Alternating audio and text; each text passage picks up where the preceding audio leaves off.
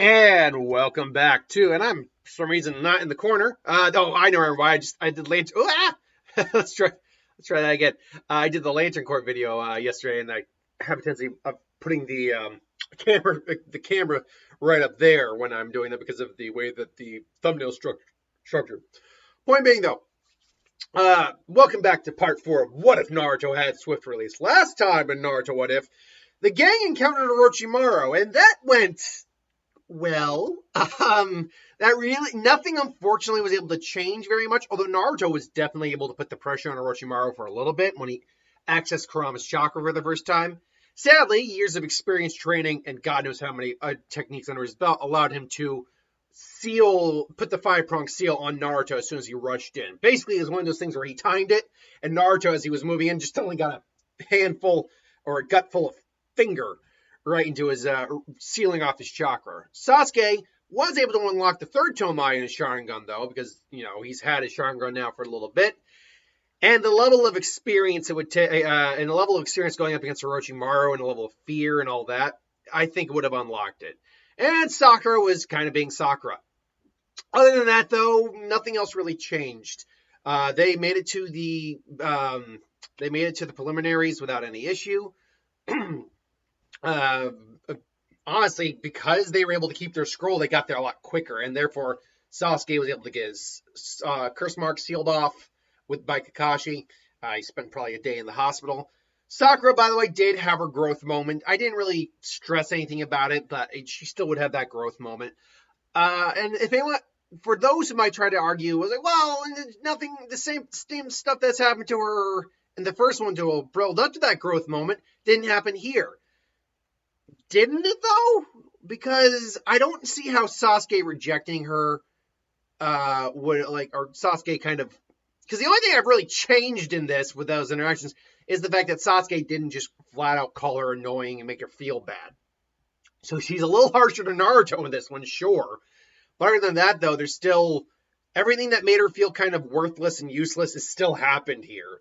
So I don't see why that wouldn't happen. Anyway, I digress. So the question becomes, how, if at all, would this change the preliminaries? And the very quick answer to that is it really wouldn't. The Sasuke, I believe it's Yori fight. I always forget his name, but I believe it's from Yori. Fight would still happen, except Sasuke has full access to all of his chakra. He is capable of fighting hand-to-hand, and he can activate his Sharingan, which is now a 3 Tomai Sharingan, which means Yori, from a hand-to-hand perspective, does not stand a chance. Granted, I've always liked the idea that chakra absorption technique he has through his hands could be used to maybe block, say, like a fire-based chakra attack. So instead of it just being him being engulfed in flames by a fireball, because the fireball is composed of fire chakra, he's actually able to grab it, kind of like a Dragon Ball Z thing, just grabs you and just kind of absorb it. And unfortunately, that would allow Sasuke to take the advantage and just knock his ass out. Lion's Barrage! Boom. The Sakura fight, I also don't really see changing. At least in any way that would count. Sakura hasn't had any severe enough growth to beat Ino, but she also would still probably get the she'd still probably get the encouragement from her teammates to ultimately get out of the mind possession jutsu. And, that would still end in a draw, basically. As for the Naruto-Kiba fight, this is probably the one where the most visual change would happen compared to the original, because Kiba would try rushing in with his all fours jutsu, only for Naruto to be like, is that the best you can do, dog breath? It's like, what? Now, one thing I will say before I continue is I do think Kiba, because Naruto has shown he had swift release all the way back in the academy, Kiba would have seen him as a rival, and therefore he might have been training harder. So his all fours animal style jutsu, fang over fang, all that, might be improved to a certain degree. But on a sheer speed level, he's not going to be able to hit Naruto. At least not without getting a lucky blow in or attacking in a way that Naruto is unable to perceive. Point being, Kiba keeps trying to rush in and attack him, and Naruto's like, nope. Like, all right, my turn, dog breath. And he just disappears and just clashes with Kiba briefly. Kiba does have better, I think, reflexes than Naruto because of his animal-like nature. but it's not enough that he can counter his pure speed, honestly. Um, so they clash a little bit, but only for Naruto to pretty much just clock Kiba several times. Kiba's just like, you bastard! Come on, Kiba, you were never able to keep into my you were never able to keep up with me in the academy, and I've gotten at least 10 times faster than that. Naruto's using hyperbole, though he's gotten much faster since the academy, and I'm at least 10 times faster than that. So come on, there's no way you can give up. Is that so, Akamaru? Let's do this, huh? And just gives Akamaru the pill, saying, Beast Man Clone Jutsu! Bang over Fang! And Naruto now sees like, oh crap. And Naruto has to like, whoa, whoa, whoa! And just, he's just sticking to the wall with chakra, although it's a little difficult given the fact that he is able to, given the fact that he's able to, sorry, it's South Park's on in the background, and a kid just got eaten by a bear. So Naruto would still be able to outpace Kiba, but because the Fang over Fang is more likely more faster than Kiba, or than Kiba's normal base speed is what I'm trying to say. But it's still not Naruto's level of speed at all, frankly. So so really Naruto is still able to ultimately overcome Kiba's Fang over Fang and pretty much just tire him and Akamaru out until he eventually just comes in, does a couple clones, and just ends the fight. Really, this would be not a stomp for Naruto. It would still be Kiba could still pressure him, but it would be a relative easy win comparatively for Naruto. Beyond that, though, the only one you can make an argument that might have any changes to it would maybe be Hinata, who, because Naruto and her are friends, she's maybe worked a little harder than before, and she might be a little stronger, but she would still ultimately lose the fight with Neji.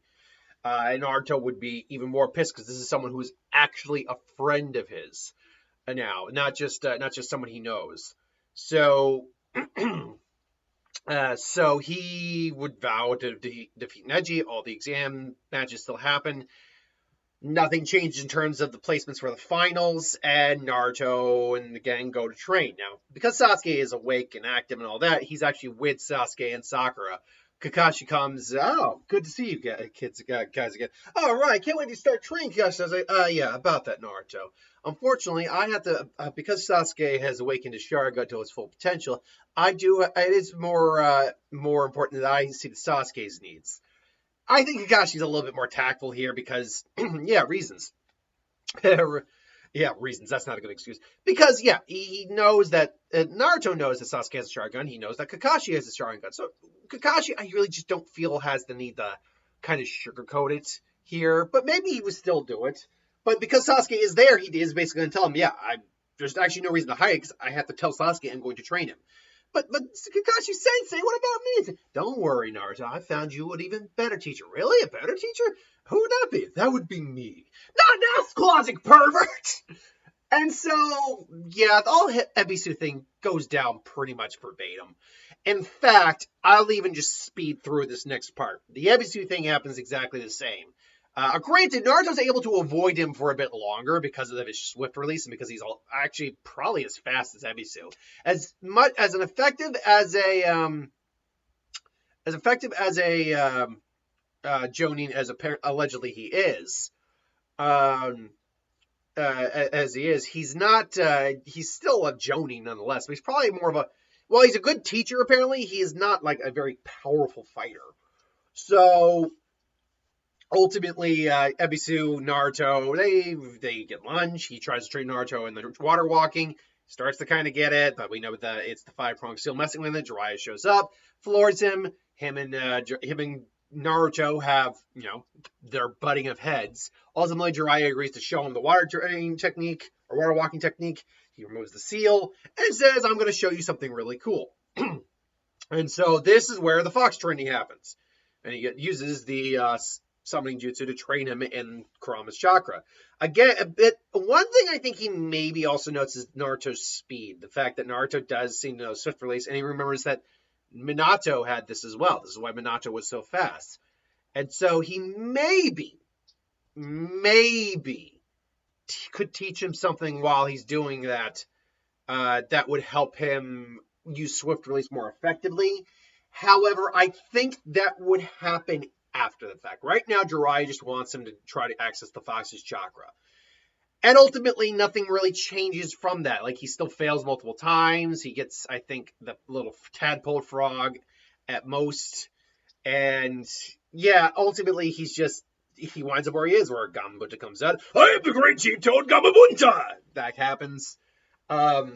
See, I should know, I don't normally, I try not to speed round through stuff in these stories because people want to actually hear the story, but if there legitimately is nothing changing, then it's actually important we speed through some things to get to the stuff that actually is changed by the what if change.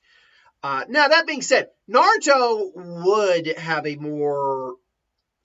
he might do a little better against Gamabunta here, due to the fact his swift release would be a little bit of an annoyance for Gamabunta.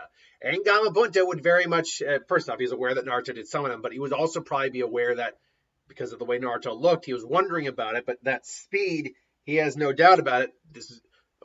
So this is Minato's boy. It seems he really did inherit his father's Kai's ability. There is potential in this boy, Jiraiya. I grant you that. But we'll see. We'll see exactly what he can do. And so, yeah, he brings Naruto to the hospital. Honestly, even that interaction with Gaara doesn't really change because there's no reason swift release would be needed in that interaction.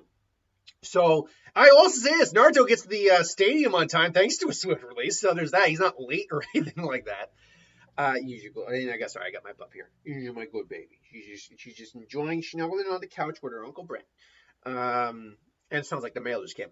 But, she's a silly girl. It's like, the minute I stopped paying, I was like, what? I didn't say stop. But, yes, obviously, Dosu also got killed by Gaara, so now you got the changes in the lineups, which really isn't that much of a change, and Naruto and Neji face off. And so now we get into something that can actually be affected by Naruto's swift release. We get the fight with Neji and Naruto. And it starts off pretty much the same. Because Naruto went in for the close range combat initially and barely avoided a strike to his chakra point by Neji. Here, though, Naruto does the same thing, except he's a lot faster than Neji. In fact, like I said, he's probably, before the Chunin exams actually started, he was around Lee level. Now, at this point, because he's still probably been still constantly works on his swift release. Like, he's always trying to get faster, I imagine.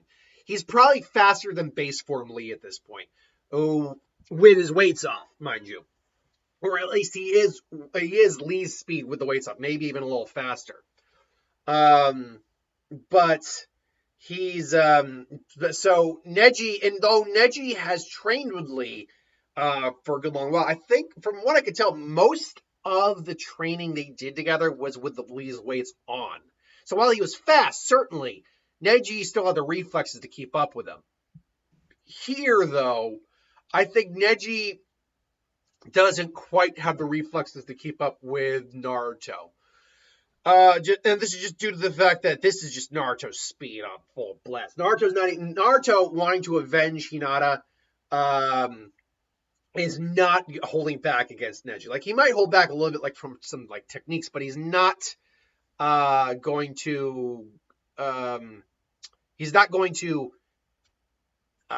I'm blanking, sorry. He's not going to throw out he might use his full speed, but he's not going to throw out, like, shadow clone techniques or anything like that right out the gate. Sorry, I had a full-on brain pause there. Anyway. So because of this, Neji, and the Byakugan is very powerful. It is very powerful. But it is not the same thing as Sharingan in terms of being able to perceive motion the same way. So Naruto, when he comes in for the attack, Neji had seen some of that speed, but he had not seen his full speed. And now he can tell Naruto is not holding back. And he's like, and he actually probably gets caught on the cheeks. I can barely dodge him. And then he goes in for Naruto, and Naruto's able to get the hell out of the way. Just disappears. Like, yeah, you think I'm gonna just let you hit me so easily? I don't think so. So Naruto is comes in again, creates the shadow clones, and rushes in. And this time, like before, just like previously there, Naruto is able to completely almost overwhelm Neji. Neji, I think, actually has to not break out the rotation really early on, because between the speed of the clones and the and just the fact there are multiple Narutos, he does not have the reaction speed to be dealing with all these. Maybe he's able to get a lucky hit on one of them, but otherwise he actually has to activate the rotation and show it off very early. And so Naruto clones are dissipated. He shows off the rotation. He's like, I can't afford to be hit by that. So then he just summons all the massive shadow clones, and basically just shadow clones, and then they basically all just freaking bum rush him. And Neji again has to put on the rotation. He blocks a couple of them as best as possible, and is able to fend off a lot of it. Eventually, Naruto just overwhelms and tires them and starts to land hits and severe hits. And then Neji's able to counter strike a bunch of them, but ultimately, when the clones are all died down, Neji's pretty effed up. He actually just got the crack kicked out of him a little bit. But he still stands. You think this proves anything? Your strength is nothing. It's not enough. It's not enough to fight against fate. Destiny has declared me the winner. I'll prove it. And Naruto just goes off on his whole ideology. I was like, fate doesn't mean a damn thing. You make your own fate. Which I will admit, from Kishimoto's standpoint, makes no sense when when you decided to make it the reincarnation of one of a sage's son, and you basically already give him a destiny that he was basically set to fulfill. So I will admit, the whole idea of fighting against destiny is great, and Naruto up until that point it was pretty much kind of like personifying that. But then you basically throw in this, like, he's the reincarnation. Like, I will admit that is a little counterintuitive. No, I'll even say it. It's an oxymoron right there. Now, granted, I will argue for people who argue, oh yeah, it turns out he was just the reincarnation of this and this and this, so he was destined. It's like, no. He still had to work for everything he got. Just because he had that potential in there, but he still had to work to get that potential out. But yeah, to say that destiny doesn't play a factor is a little when you do that. Point being, though, Naruto goes off on how destiny does not work. Destiny is just a load of crap and all that. And if it is your destiny to win, then so. And if you believe it's your destiny to win, then you're already wrong, because I'm kicking your ass. Naruto comes in. And here I think Neji does something that'd be very interesting. He takes the hit, but actually just takes the hit and just keeps standing. And Naruto's like, why don't you go down? It's like, because I have you right where I want you. He just grabs it, H-try grabs, two pump, crap, and then finally he hits Naruto the first couple times, and then finally lets go, and then just starts going into the 64 palm. Naruto's the one here who got careless because he didn't think Neji had enough strength to do that. Neji just Proctor, he won't be able to fight again. And Naruto obviously gets up. He's like, ugh. And obviously Neji also explained his backstory. And Neji's just surprised at him.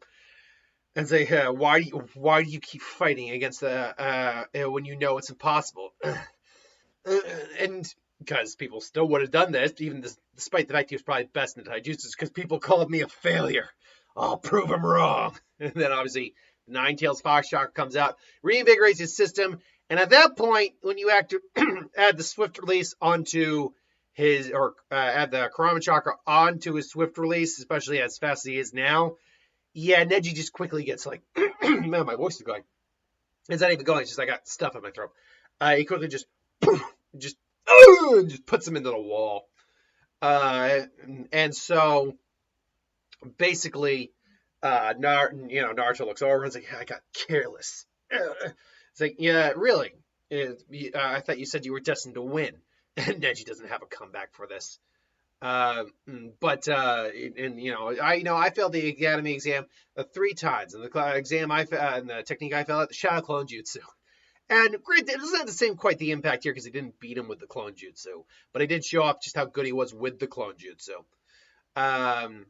So he says, "Hey, so don't tell me bad things against you because unlike me, you're not a failure." And so he goes off. He wins. Neji gets the nice little, not pep talk, but reveal of truth from Hashirama. And yeah, really nothing else changes. Sasuke would have an easier time against Gaara, but he still wouldn't be winning against Gaara. I mean, he hits with the Chidori, and Gaara's just like, it's my blood. And so ultimately, jeez, I've got this like little stuff caught in my throat here, and ultimately he goes off. Third Hokage and Orochimaru fight it out, and really nothing major happens here until we get to the reveal of Gaara, the Gaara versus Sasuke fight, which ultimately would not go very different, and then Naruto showing up to aid Sasuke along with Sakura, and so that's where some big change would happen. But we're gonna leave it off for there. Yeah, this one, I'll admit, this episode was a little more just all over the place, just a bit.